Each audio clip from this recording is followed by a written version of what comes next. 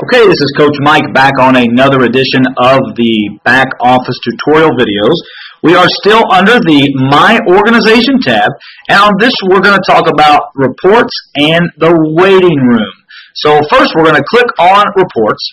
When the reports tab comes up, you're going to see three items: genealogy report, address list, and email list. Now you're going to be able to export information out of each of these lists.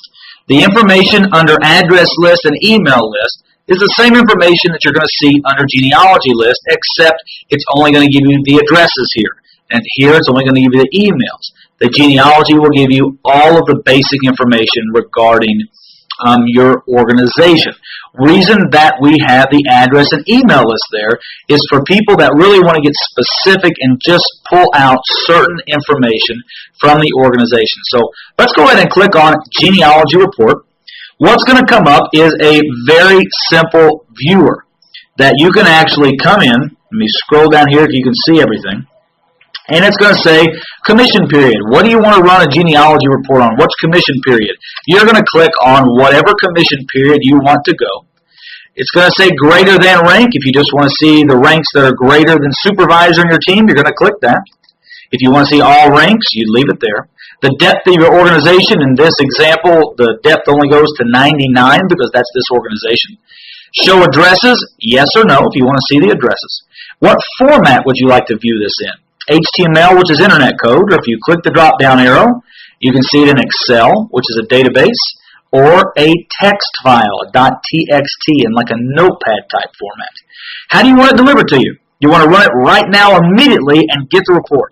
Or do you want to have it emailed to you right now? Or would you like this report that you're doing to be emailed to you every month on a certain day? You can pick the day.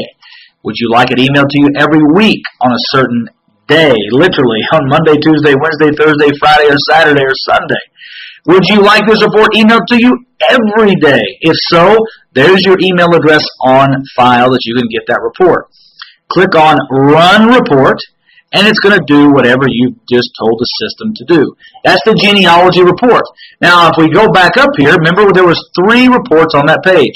The address list, you're going to see a form that looks just like the genealogy report. When we scroll down here, the address list shows you the depth of how you can go. Greater than, you can show all the ranks, or you can just sort by certain ranks or higher. Here you can actually go in and click on which city you want to pull people out of your organization. If you have a large organization, say in Dallas, Texas, and you only want to get their information, type in Dallas, Texas right there. You can type in Dallas, and it would pull it out. Which state do you want to pull it out? All the states? No, I just want to go to Dallas, Texas. So I can scroll down here until I find Texas. Whoop, there it is. I can pull out all the distributors in Dallas, Texas within my personal organization. What format do I want it in? And how do I want it sent to me? Very, very self-explanatory. Another way of helping you create momentum in your team by knowing who's in it, what's going on with them. The last report on that page is the email list. Same type filtering format where it shows you your ranks, greater than rank. You can pick your rank as you can see. What format do you want it in? And then when do you want it? It's up to you to run these reports. We make these available to you so you can know exactly what's going on in your team and the people that are involved with you. The next tab under the My Organization is what we call the waiting room. So if we click the waiting room, we need to read this real quick. It says rules of the waiting room. All personal enrollees are placed in your unilevel organization, which means they're placed on your first level. You will only be allowed to move your personal enrollees one time, so make sure you provide accurate information and know what you're doing. All new personal enrollees will remain in the waiting room and reside on level 1 of your unilevel organization until they are reassigned. If your new personal enrollee is not reassigned a new placement sponsor, somebody that they're directly under, before the close of the current calendar month, the personal enrollee will remain on level 1 of your unilevel organization. If additional information is required, please contact your upline for support. You have the opportunity to make changes within the first 60 days of the enrollment date of people that you personally enroll.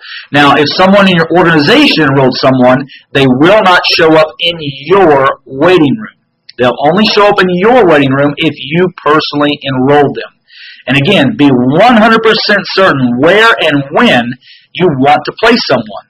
If you place someone before or after the monthly commission run, it could affect your commissions. All placements are your responsibilities, not the company. So that's kind of the rules of the waiting room. This is a benefit that Artists International allows you to structure your organization however you would like. If you want to leave everyone the way they are, you would simply not use the waiting room to place anyone. They would remain on the level that they joined on, or in this case, anybody showing up in here is on your first level. So let's scroll down and show you what someone in your waiting room looks like. You can see down here, this shows the agent ID, the affiliate ID. You can click and actually get more information on them to make sure you're working with the right person that you want to move to a certain place. It'll show their first name, their last name, the type of customer that they are, wholesale distributor, the date that they joined, and it'll show that they're currently under this ID number. Now, of course, this is a test ID, and that's why the placement is 80,000. Enroller is Carlos Cafe. That's the test account that I'm in. So the enroller would show your name right there. If you want to move this person, you would click the Move button, and it's going to say Move Member, this ID number here, to placement under a different ID number. So you would take out your ID number and type in, a new ID number that you wanted to place them under. You would click on Move, and then it would automatically place them under that new person. And then when you go back to the waiting room, they would not show up any longer because you've already moved them once. Now, one last quick thing I want to show you before we end this video is the Tree Viewer under the My Organization tab. When you click on Tree Viewer, it's simply another way of seeing your organization.